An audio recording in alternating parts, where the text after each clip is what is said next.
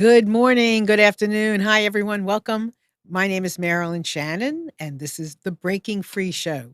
And I am so delighted to have you join us today. We're you're in, I'm in for a great show. And I just want to remind everyone during the show to please feel free to call in anytime you want at 919-518-9773. And you can also join us on Skype, and that would be voice, not video, and that would be Computers 2K Voice. And you can also join us in our chat anytime you want. Come in there, put your name under the video. You can put a nickname, I don't care. And you can comment, ask questions, whatever you like in there as well. And today's show is really, all our shows are meaningful. Today is another show that is meaningful in its own right and something that is pertinent to where we are today, how we live, the information we need, and we got to just face some facts. So I know Amnon is really busy over there getting ready. So I don't know. I can't introduce you, can I? Nope. Can I go on then? Okay. So here we go. So my guest is Rocky Romano, and Rocky is going to speak for himself, but he is my new buddy, and he's going to tell you why. Rocky, welcome to our show. Thank you. It's so good to be here, and it's good to see your smiling face. You look Likewise. great, by the way. Just throwing that Thanks. out there. So tell everybody who Rocky is. Well, Rocky Romano is like any red-blooded American. Grew up in the LA area, and I bought into the narrative that if I could work my way up the corporate ladder and gain a certain amount of material success, that I would be, quote, happy. And found myself lonely at the top. And by the way, I was in a business that probably was conducive to addiction. I was in the liquor and wine business and eventually moved into the wine industry, running a winery for the Western United States. And so over the course of time, spent many nights out dining, entertaining clients, executives. And over the course of time, I think as I look back on it, probably had a problem a little bit longer than I initially would want to admit. And somebody introduced me to some opiates. And the opiates eventually, when they ran out, led to some illegal, uh, uh, some heroin, which it's one and the same, really. There's this misnomer that if the doctor prescribes it to you, that is a legal or it's safe opiate to take, and it's very common for people to get prescribed an opiate and then at some point in time run out. And before you know it, I had somebody delivering heroin to my front door. And my story is really not unlike so many people. It is a park place to park bench story.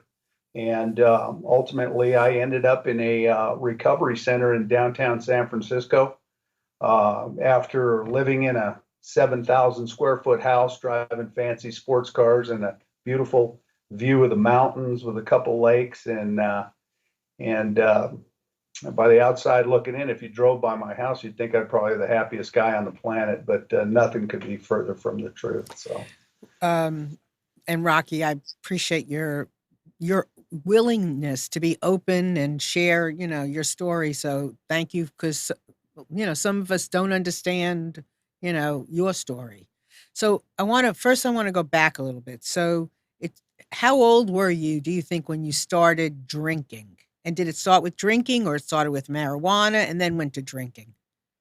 well, I think in the college days, I dabbled, drank a little bit, like most people do recreationally. I was a jock, so Friday night parties at the park after football games and things of that nature.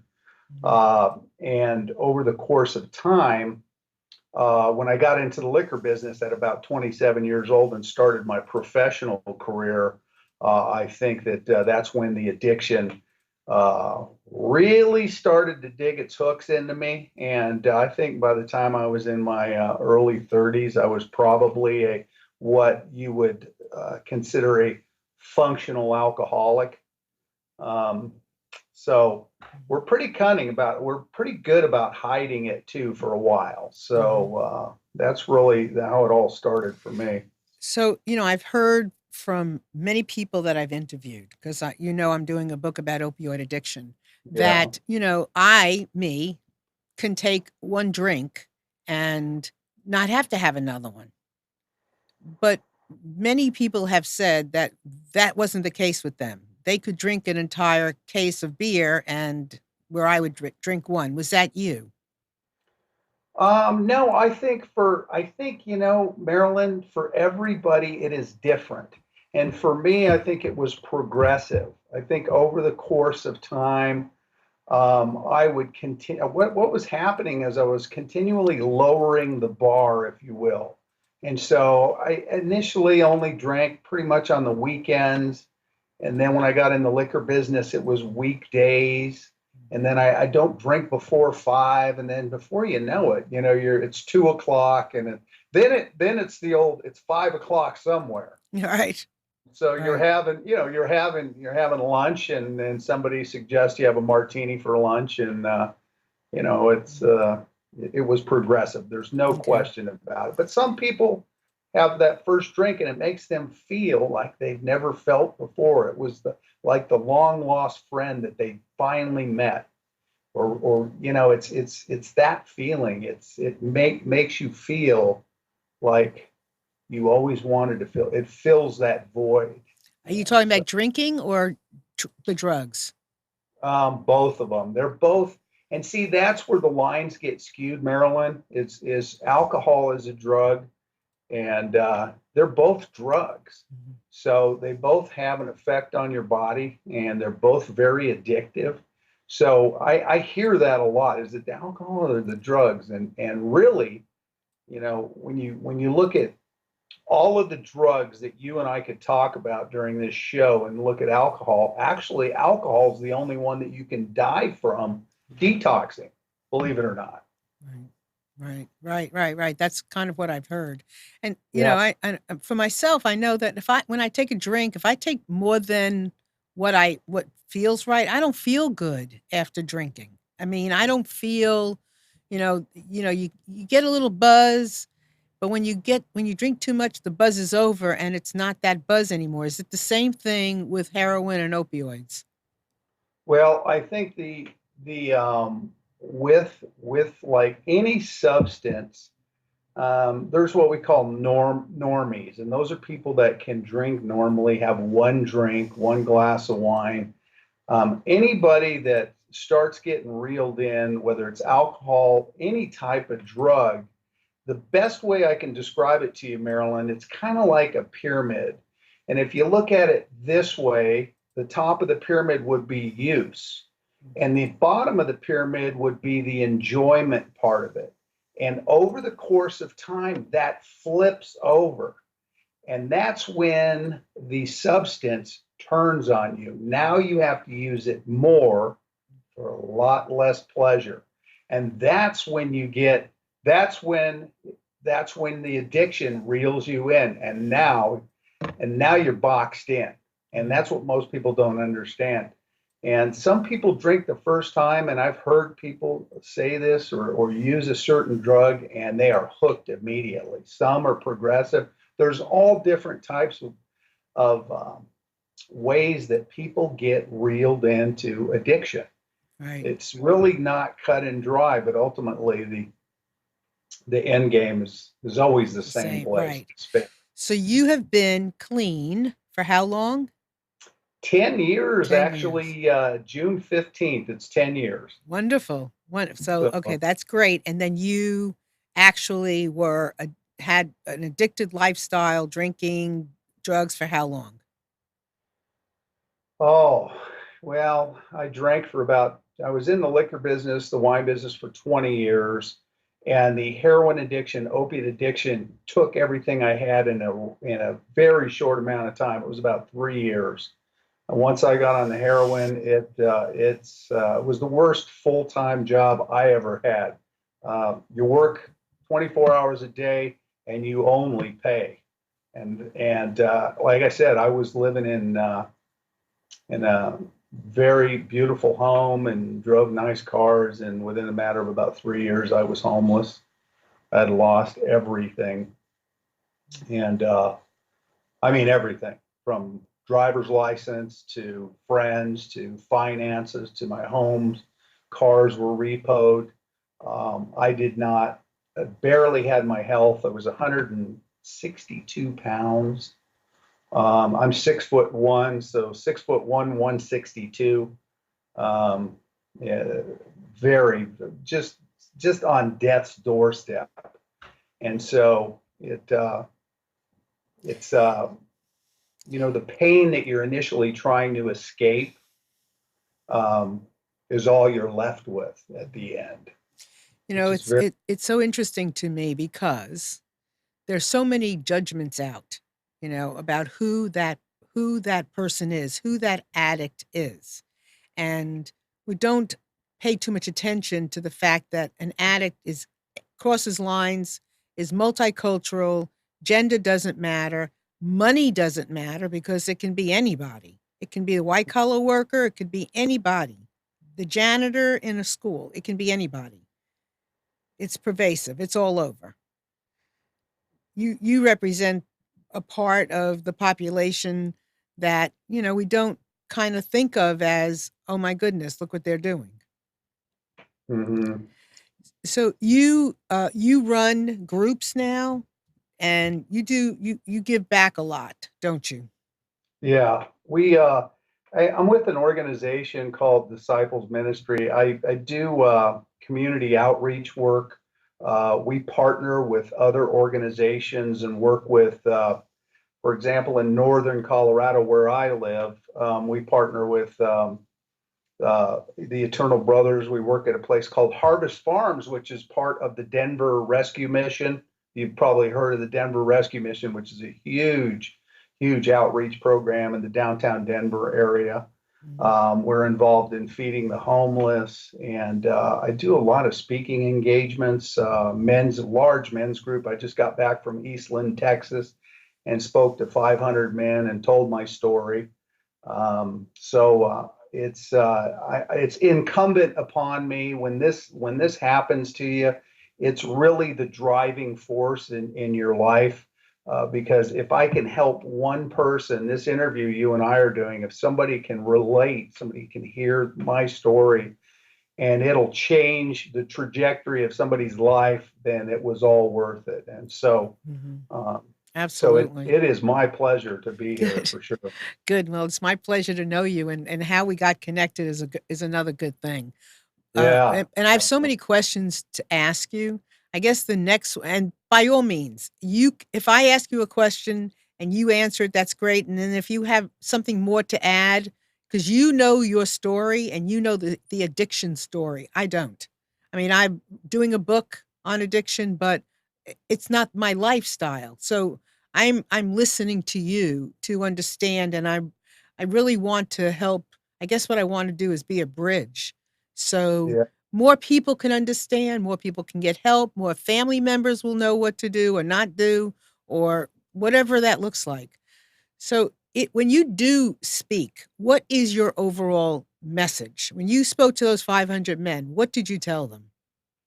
Well, the thing about addiction, you just said it. It crosses all socioeconomic boundaries, all cultural boundaries. It is non-discriminatory, non-discriminate, and I think that all of the men, when I went through the recovery program in San Francisco, I always share with the guys that I think it's been the common theme of all the people, men. I do not counsel women for obvious reasons, but all the men that I've counseled over the years, there has been something traumatic that has happened to that individual in their life that has gone unaddressed.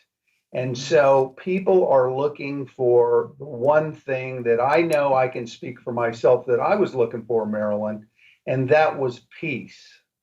I wanted peace and I wanted to feel whole and I wanted to be a productive member of society and I wanted to be loved and all of the things that make a full life and a complete life. And so, the one thing that I think has been part of that process is the first half. I was 49 years old before I walked into a drug and alcohol recovery program. And my first 4.5 decades or 4 decades of my life as an adult, it was all about me. It was all about what I could acquire, what kind of worldly success that I could have, wealth I could amass, and what I could do for myself. And the one thing that I learned going into the mission I share with men is that the second half of my journey is about helping other people.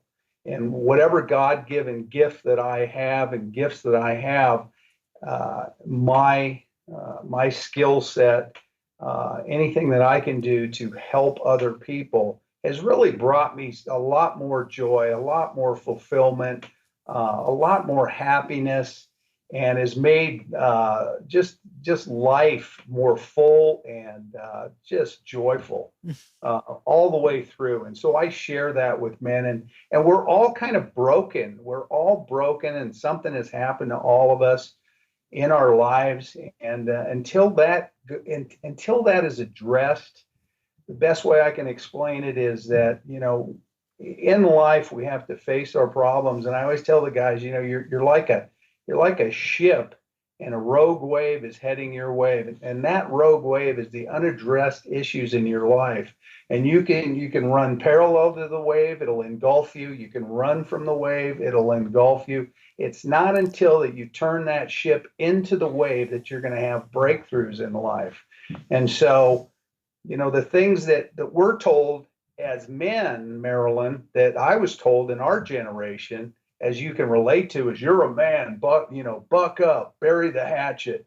And so what we're doing is we're taking those things that happen to us and we're burying it. For sure, we're burying it, but we're burying bad seed, the seed that ultimately um, takes root and bears bad fruit in our life. And when this fruit starts to expose itself and causes us to feel uncomfortable and things that we don't want to feel, we self-medicate.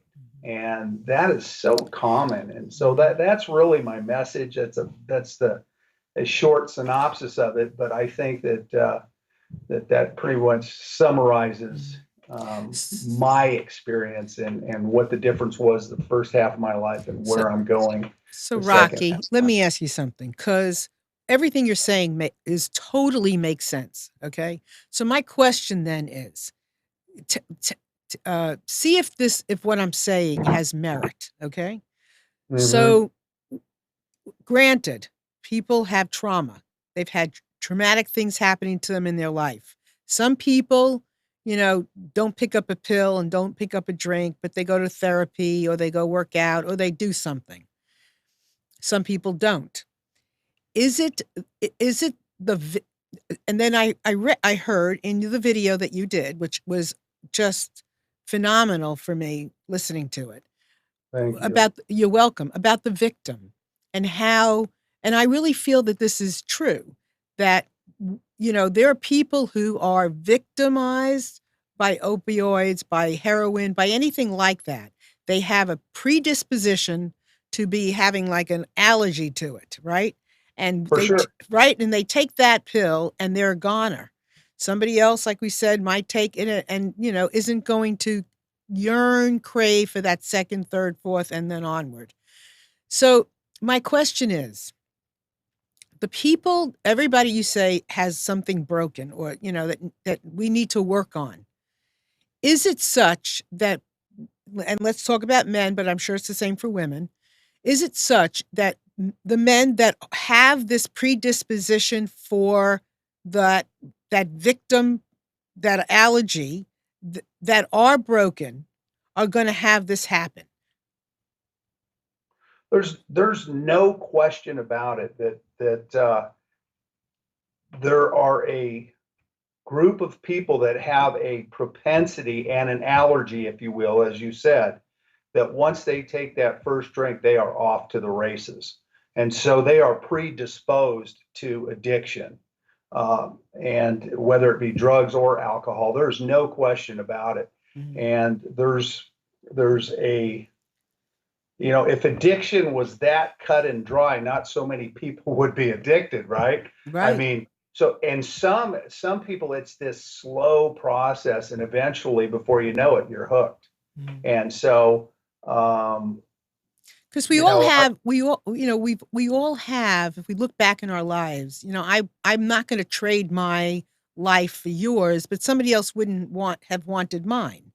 We all have trauma, for but, sure. but I do believe that individuals that have that allergy that, I mean, you wouldn't give, sugar to a diabetic, and you're not going to give peanuts to a person who's, got a peanut allergy because they're going to die.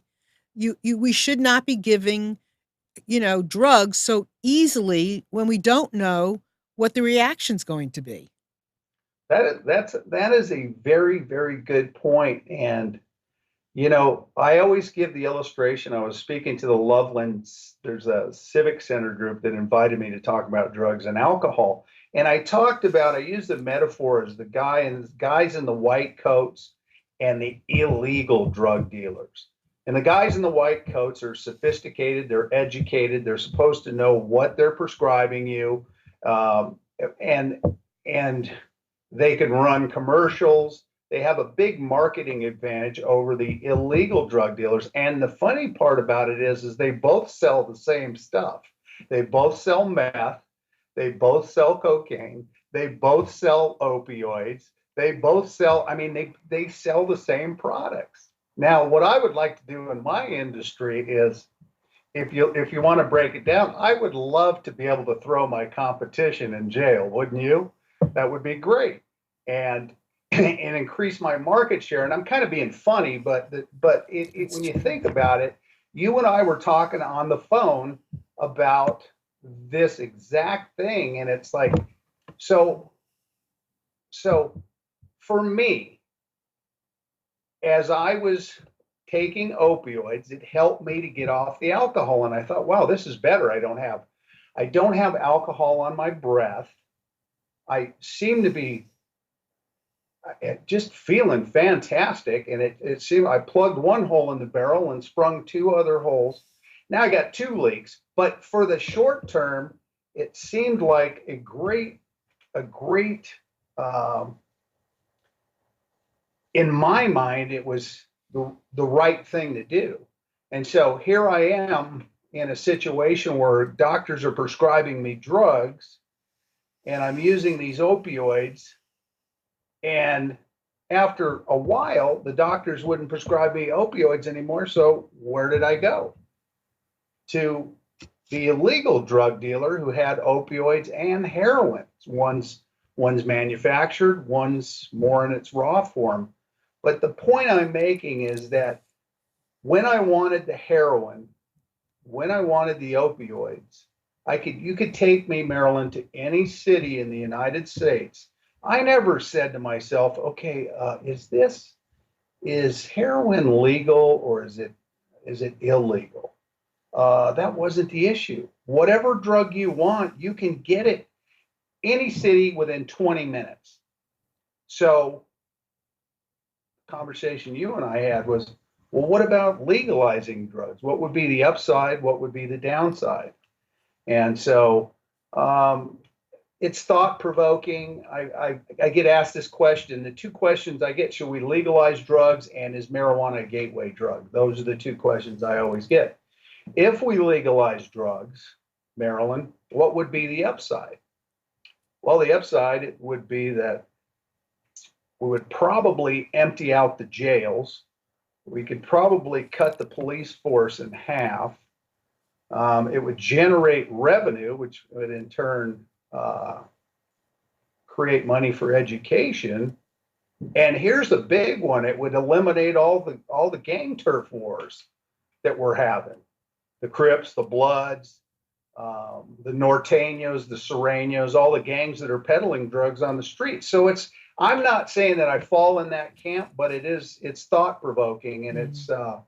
it's always it's amazing to me how the guys in the white coats are probably, the latest statistics I've heard, Maryland, are killing about 100 times more people than the illegal drug dealers are. So And why is that? because of the just unbelievable amount of scripts that they're writing, um, nationwide. I mean, they occasionally, like right now, they're in a posture where they're tightening up their regulations for a while. But you know what? They write so many scripts every day. You know, we're 5% of the world's population, the United States of America, and we consume 75% of all the drugs manufactured in the world. And that's a fact. So who's prescribing them? Mhm. Doctors. And I'm not bashing all doctors, and that's not the point here. Just for the sake of dialogue, but it is a problem, and So I have more questions, but before I ask you another one, I just want to invite everyone to please feel free. You've got to have some questions at the tip of your tongue, a comment, an experience.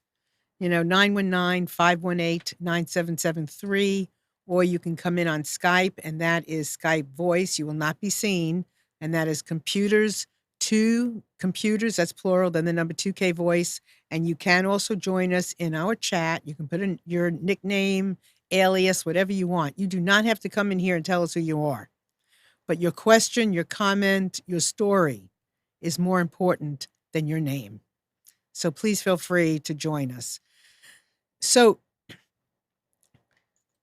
I don't know. I don't know. I mean, this is all like crazy to me. I just don't know. So when we talk about legalizing drugs, I mean, I went to, the Scandinavian countries years ago, and porn was legalized, right?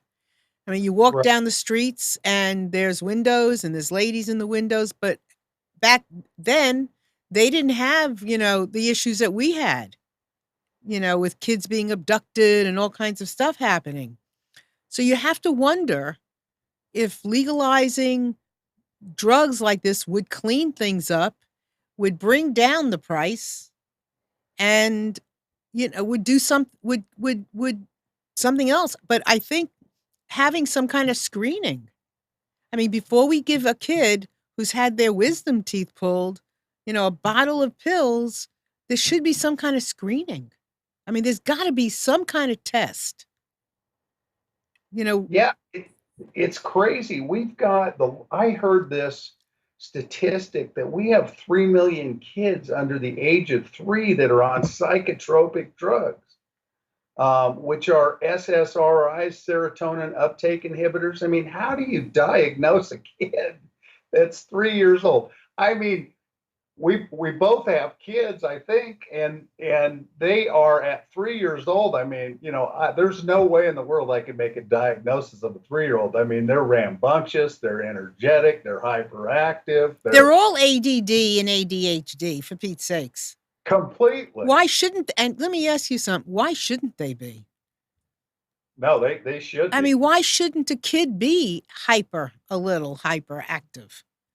If there's other issues that pop up, that's different. But, kids are kids.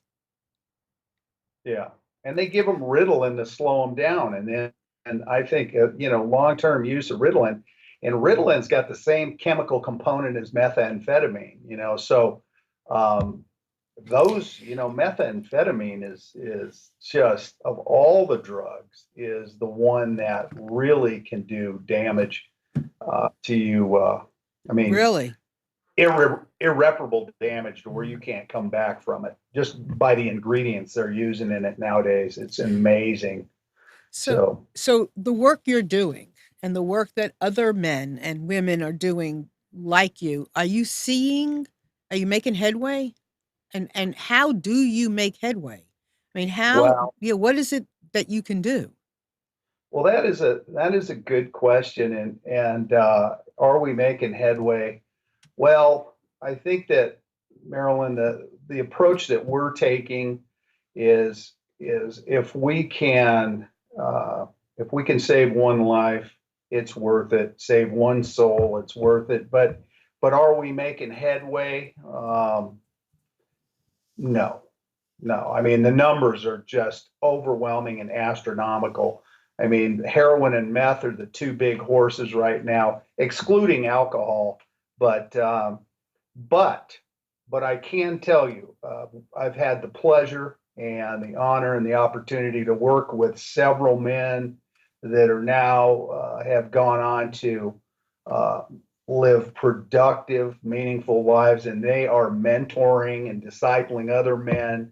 So you got to focus on the positives when you're doing this. Hmm. Otherwise, you will become so Right, downtrodden and discouraged right. that you won't get in the fight. Well, And right, it right, is a right. It is, and I think the more people that are kind of like you, a peaceful warrior, the more little ants of people we have roaming around, the more chances one of you, somebody will touch somebody else. The more it's harder to get away with something when there's a lot of people around. And yeah. based on the research I've done with my book, and it's endless amount of research that you can do, you know, um, timing when someone is ready, when and you said it when you said it in so many words, and I've heard this from other people that I've interviewed. They were bigger than life. They had this idea of themselves that was bigger than life.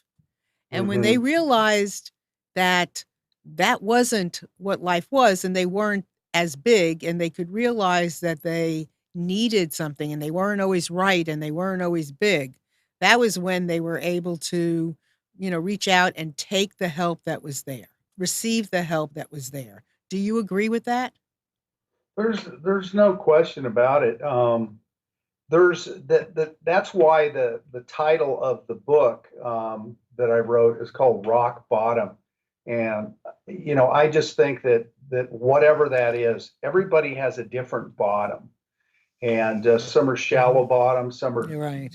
I was, I always tell the guys when I'm around the gentlemen and we like do recovery meetings, I said, my free fall, the old, it says, though I walk through the shadow of the valley of the shadow of death, I was down there in the darkness, but I pulled out a jackhammer and I probably went down another 500 feet. And the only reason I stopped digging was because the air compressor in the hose, I ran out of hose. And so I was I've been in dark places that most people will never be in their life. I mean, and I finally hit bottom.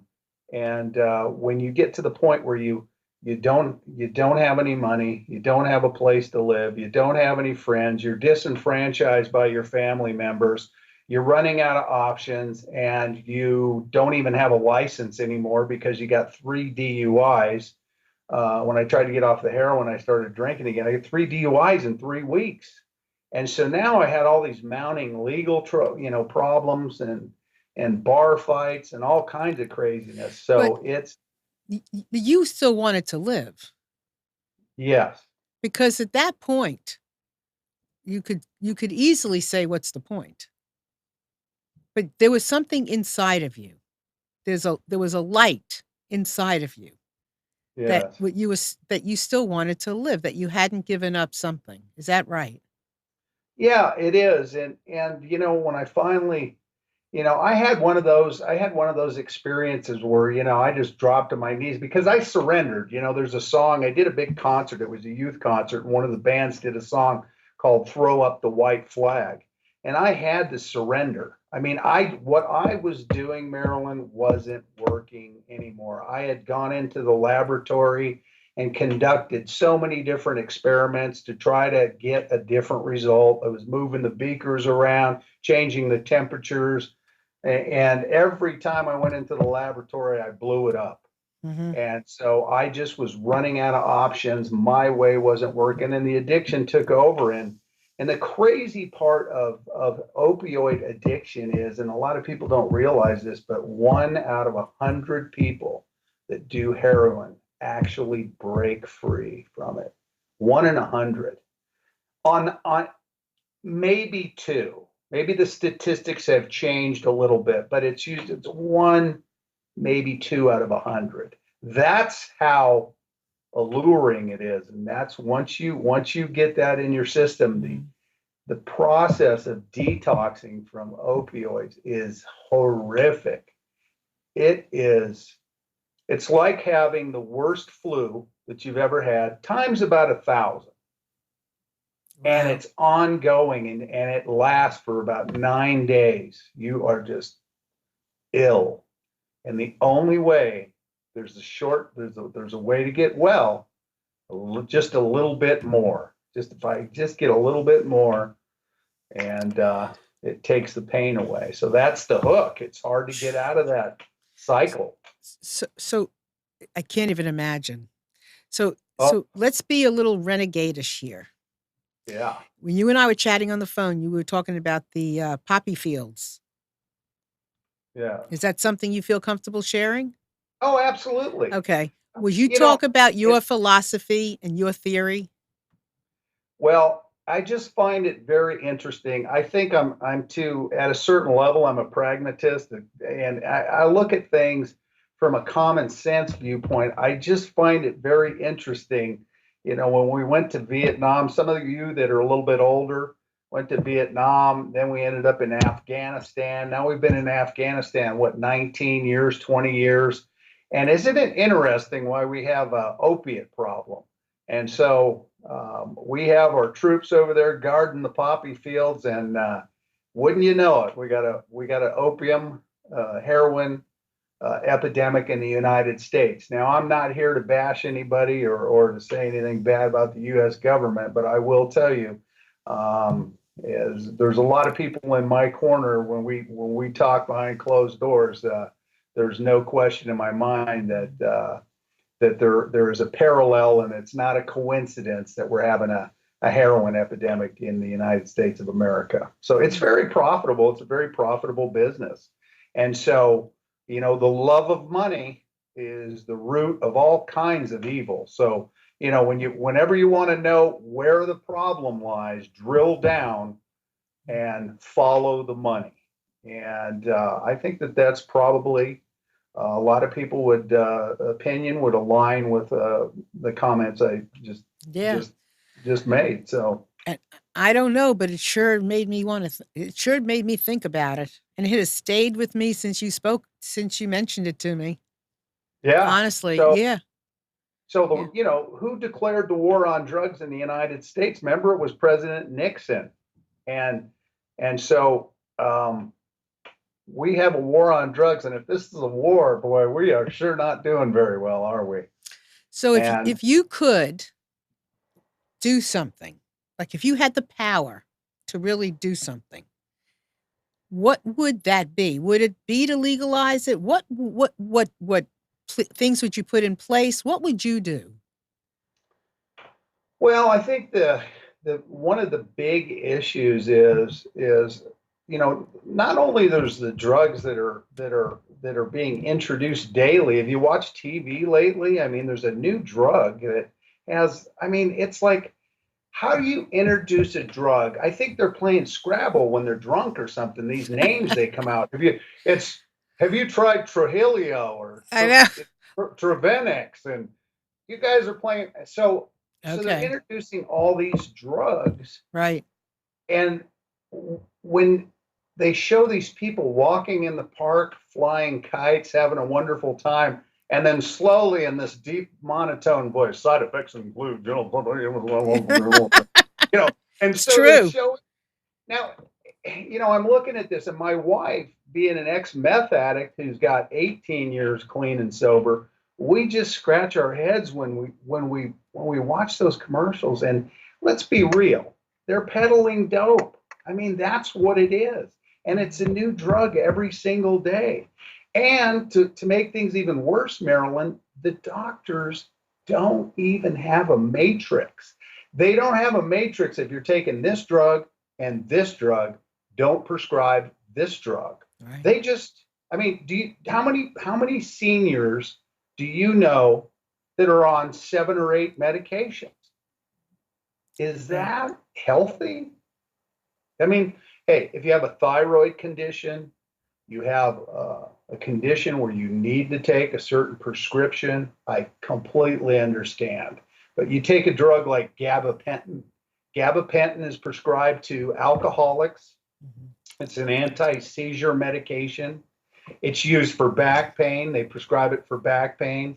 They prescribe it for nerve pain. They prescribe it for all kinds of things. And it's like, okay, what is this drug for? So it's the drug industry and pharmaceuticals. I mean, as you and I sit here and talk about this, I mean, they are so powerful and their lobby is so strong in DC that I talking about a giant. How do you fight that? I don't I mean, know it's a because David and Goliath thing. I I mean, got really, 5 stones and a sling. That's it. really, because I mean, you mentioned all the drugs that they advertise, and then I go bonkers when I see on TV, and I'm sure. I mean, there are people that have less. What is it? Restless leg syndrome or something. I mean, when I Yeah. heard that one day, I was like, "What?" I mean, that's all I could say is, "What?" How about leaky pipes? Yeah, You all got of it. leak. I mean, you name it. They got something for it. So Right, right. you So think that what would you tell family members? Because I'm sure there's many in our audience who have are dealing with this or, have somebody in their family, they have a friend, a coworker, someone that they know is, having trouble and everybody's affected. What do you tell people? and that's the good point with the addiction not only affects the addict, but it's the entire family unit. And the very difficult part about addiction is the codependency aspect of it. And what I mean by that is, so you have somebody starting to use and they're having erratic behavior, and then they lose their job, and before you know it, they're asking you for money, and then the parents are, well, if I don't give Johnny some money, then he's going to end up on the street. Right. And so the dynamics of the addict and the family become strained. And so what do you do in those instances? What do you do? And uh, codependency is a big issue, and I'm of the opinion that you cannot condone that behavior. And I mean, I was disenfranchised from my family, and as you and I were talking about on the phone, I think that the best thing that happened to me was being disowned by family members, and they just weren't going to put up with I was trying to run game on everybody to get a few extra bucks to get some dope for my next high. So, addicts are very clever. They put a lot of energy and a lot of thought into working angles to try to get family members and friends to give them money. If they put half that energy or intent in doing something productive, they would be extremely successful. So, having good, healthy boundaries is a good start. And Mhm. so, and I told one of my kids he was having problems, and I set some boundaries, and I wrote up a contract with him, and I said, if you break this contract, what I'm going to do is I'm going to send you down to City Team San Francisco, put you in a work program. I think he was 17 at the time. Mhm. And he was smoking marijuana and doing way too much of it. It was affecting him. And I said, they're going to put you in a work program and you'll look for work. Once you find a job, 25% of your income will go towards the work release or the work program. And you'll sleep there and you're going to stay there for a year. And so I told him that I was going to drug test him in a month. And he took me seriously. And now he's a very productive young man and living a good life. So, putting your foot down and establishing some boundaries that here's the behavior that that is acceptable, and this is not. So Mhm. boundaries are key, and addicts are genius at stretching boundaries. They are genius. So I'm a salesman for a living, and trust me, I was very, very, very good at conning people into giving me another $20 so I could get high again. Unfortunately, that's the truth, but those days are behind me now. So So and so, fortunately with that 17-year-old, that worked out well. But what happens with the ones that, they don't take you up on it? They don't take you seriously, and they just keep running the street or doing whatever. It's the boundaries, it's closing the door, it's what? yeah, I believe so, and Mhm. it is a difficult thing to. But how is anybody going to get well unless they hit bottom? I don't see. Otherwise, what you're going to be doing is you have a teenager or a young adult that you're really just you're just helping to facilitate their inevitable death. Mhm. So you're funding it. Mhm. So you're And giving you're them funding money to everybody else's death too, not just theirs, oh yeah, right? good point. Mhm. And so everybody, the entire family unit is completely stressed out. Mhm. And so, yeah, it is very difficult, Marilyn, the whole dynamic of that.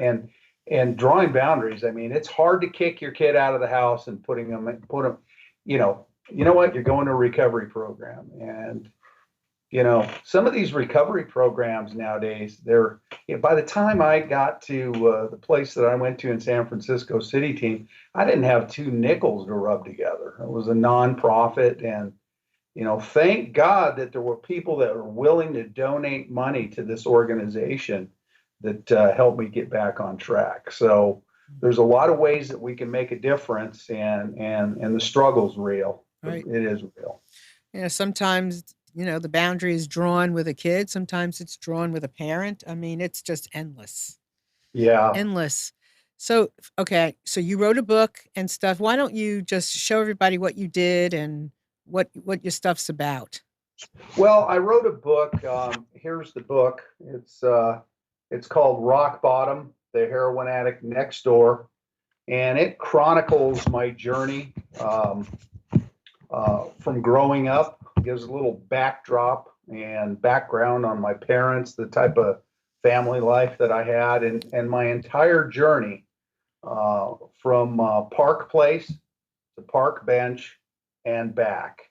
And the feedback, Marilyn, that we've been getting, the publisher's been getting, is that it has been a real help to not only the people in recovery. This book has worked its way into some prisons, recovery centers, churches. And so people, the mother, the father, the brother, the sister that doesn't understand addiction, when they read this book, it takes them through and it illuminates the behaviors, the tendencies. It's almost like having a camera on their forehead, and it takes them through my journey, which really kind of sheds light on what it is to be an addict, why we do the things that we do, that people like yourself that have never been addicted to drugs or alcohol. And it's like, oh, okay, I understand why Jimmy's behaving the way that he is. Okay, that makes sense. So I've been getting a lot of positive feedback, and it's really opened some doors of understanding for those that have never Mhm. been addicted to drugs or alcohol. So, Mhm. so that what a blessing that's been, and it's really been And good it's on for. Amazon? Where is it? Yeah, it's on Amazon. You can also pick it up on my website, which is Rocky, ROCKYA, Romano, ROMANO.com, RockyARomano.com, and you can pick it up there. You can buy a book, you can buy a case of books. Mhm. So recovery centers have been buying them by the case, and there's a discount on there. The publisher, I think it's a 35-40% discount if you buy them by the case. Okay. So um, it's this book is really, it's timeless. You know, it's really has made its way into some places that I never thought possible. And I got to tell you this very quick story. Sure. Down the street, there's a jeweler that my wife and I go to. And the jeweler is a recovered alcoholic, and we get our rings and watches fixed over there.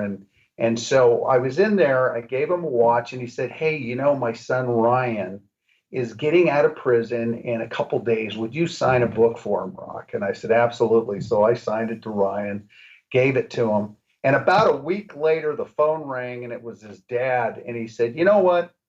He said, "Rock, I'm calling you to bless you." He said, "I'm telling you, Ryan got out of prison. He came to the shop and I handed him the book and he was flipping through the book and he noticed that it was signed to him.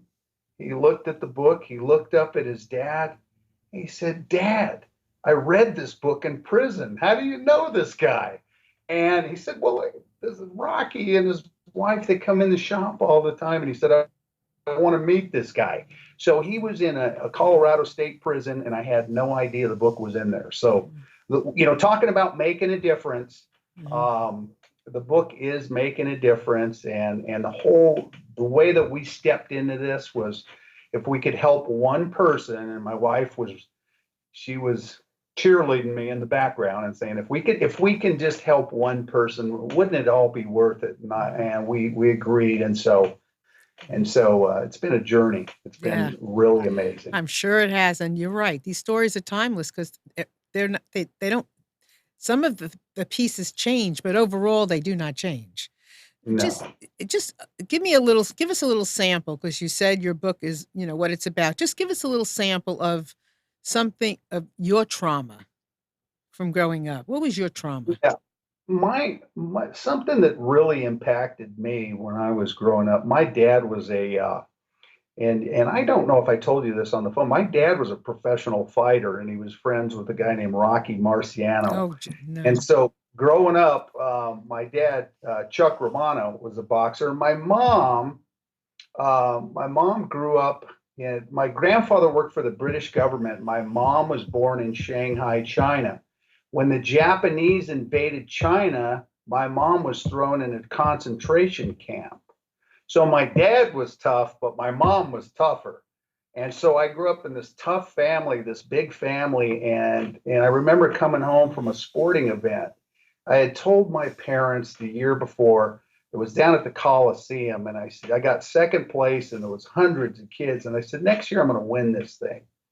And so at 10 years old, I came back, and I remember I won the event. I walked up to my parents to show them the trophy, and the first thing they announced to me is that they were getting divorced. So, you know, we like to trivialize divorce and the impact that it has on us as kids, but it was traumatizing. And so my dad ended up talking me into moving up to Reno with him, and I spent 6 years with him. And he met a lady, and she gave him an ultimatum: it's either me or your son. And so my dad decided to choose her. And his comment to me was it was his last chance. You know, I was the youngest kid out of eight, last chance for love. So we loaded up the car and drove back down to Los Angeles, and he dropped me off on the sidewalk. And I remember him driving away as a kid, and with my bags on the sidewalk, and that vision of him driving away. He didn't want to even address my mom. And so I hadn't seen my mom in 6 years, and picked up my bags and knocked on the front door. And that rejection that I felt really took root in my life. And it was it was the thing that every time things started going well for me, I would self-sabotage. I don't know what that, always self-sabotaging myself because I did not feel like I deserved anything that was good, and everybody that I loved. And my dad was my hero. So to get let down by your hero more than once, and to be abandoned, that feeling of abandonment. And then I had a marriage that went bad, and so it just seemed like abandonment was my friend, and it really hit me hard and had an impact on my life later. And I came to realize that as I went through recovery when we started addressing our issues. Mhm. And when I tackled that head on, then I was set free from that. And um, so Do you? nobody's a perfect childhood, that's for sure. No, no, no. But I think I'm making this up, okay? I think, Yeah. and I think in particular men who have this specialness about them. I mean, everybody's special, but men who have this like a emotional, like a feeling, like emotion, that can feel emotion, that are more lovers and fighters. When they get creamed early on in relationships and they yearn for that tenderness, I think they become victims easily.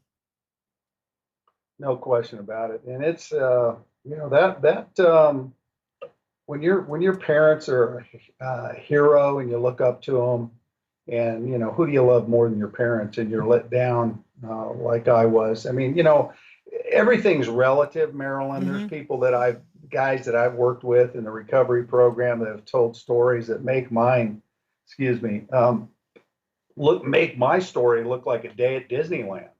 So, but for me, it was traumatizing. And for me, like you said, I got creamed and emotionally, um, I was emotionally beat down and I carried that for a lot of years. And eventually, alcohol became the solution to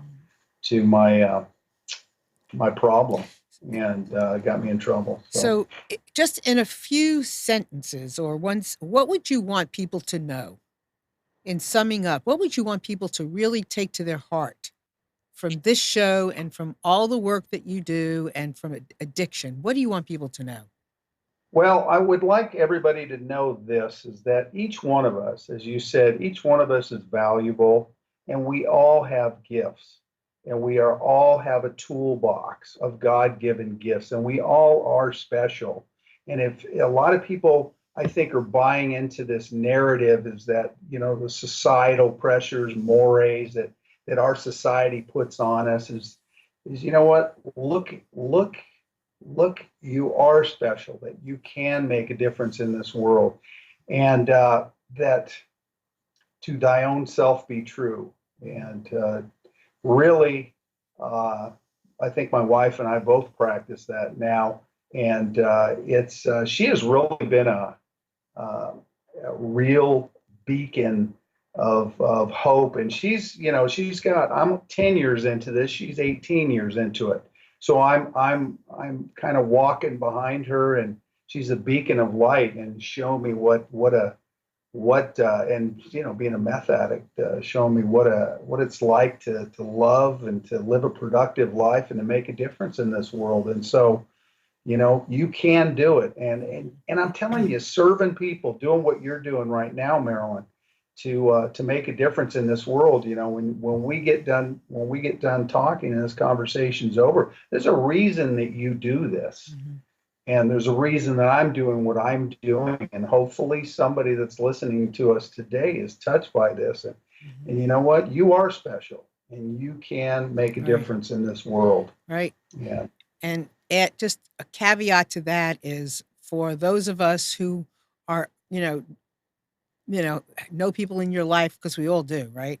Who Yeah. have this allergy, this addiction, regardless of whether you have to close the door and walk away, you can love people from a distance. And instead of blaming people for being bad, because the drugs make people bad, I think if we just hold out this love thing and hope, even at the worst of moments, and some people can be really terrible when they're on drugs. They can be terrible, terrible, terrible, do terrible, terrible things. But then you have somebody like Rocky. So anyway, hold on, Rocky. One more second. Do you have my thing up? Okay. Here, I just want to announce my next book. Is in just one afternoon, listening to the hearts of people impacted by opioid addiction, and that is obviously how I've met Rocky. And lots of other people who have some incredible stories to share, both in recovery and families and loved ones and so forth. So it will be on Amazon probably in the next month or so. I'm still working on it. But if you have any questions about it, please reach out to me at marilynshannon.com. I am still looking for someone who is currently in in their addiction and having trouble um, being clean. So if you know anybody in that category, please let me know. They can be anonymous. And then, of course, the other books are on Amazon as well: Millennials, Twins, and Men. So, Rocky, in closing, do you have a final word?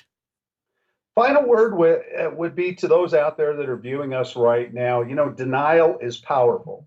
And I denied that I had a problem for a long time. And the one phrase that I heard that resonated with me is that if you have to control it, it's already out of control.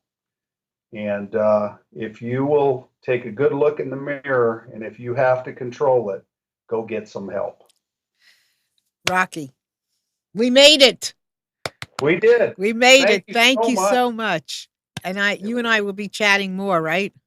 Yeah, it was a pleasure. And by the way, I will be talking to some people that I think would be that you'd be interested in talking to that are actively using. And so I'm Thank you. just sniffing around the neighborhood a little bit. So we'll Thank see what you. we come up with. I appreciate it very much. And for all of you out there, thank you for being here today. Of all days, this is really important with this epidemic. And I thank you for being here. And we have more questions, I know. This is just a tip of the iceberg. So thank you for being here. And Amnon, thanks for everything. And Rocky, mwah, and everyone have a wonderful day. Bye. Love you.